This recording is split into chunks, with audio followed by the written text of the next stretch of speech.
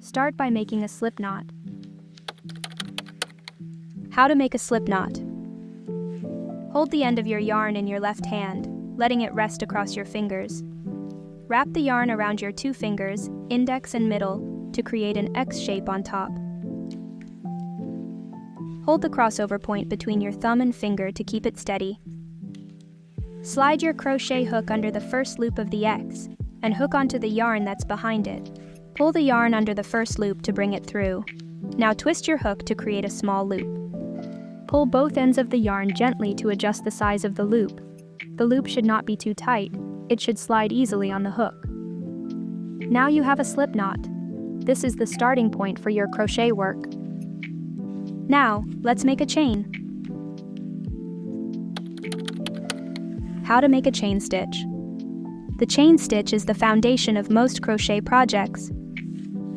Bring the yarn over the hook from back to front. Use the hook to pull the yarn through the loop already on your hook.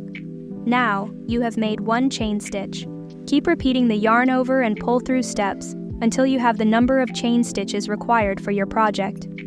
For example, in my project, I made 57 chains, 54 stitches plus 3 for turning. Make sure your chains are even and not too tight or too loose.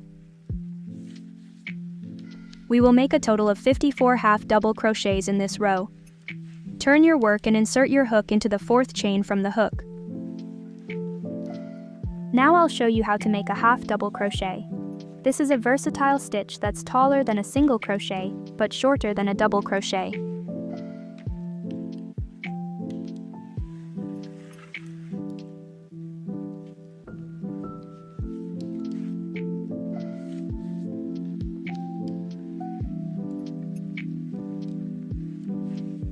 Let's try it again. This time I'll guide you step by step. How to make a half double crochet. To begin, yarn over. This means wrapping the yarn around your hook from back to front. You now have 2 loops on your hook.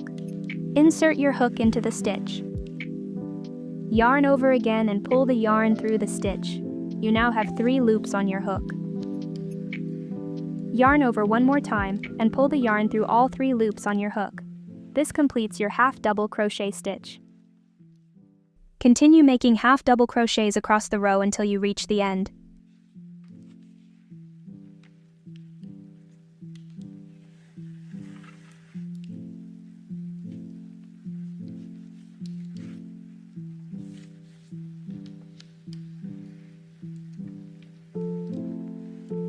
You should have a total of 54 stitches if you're following my example.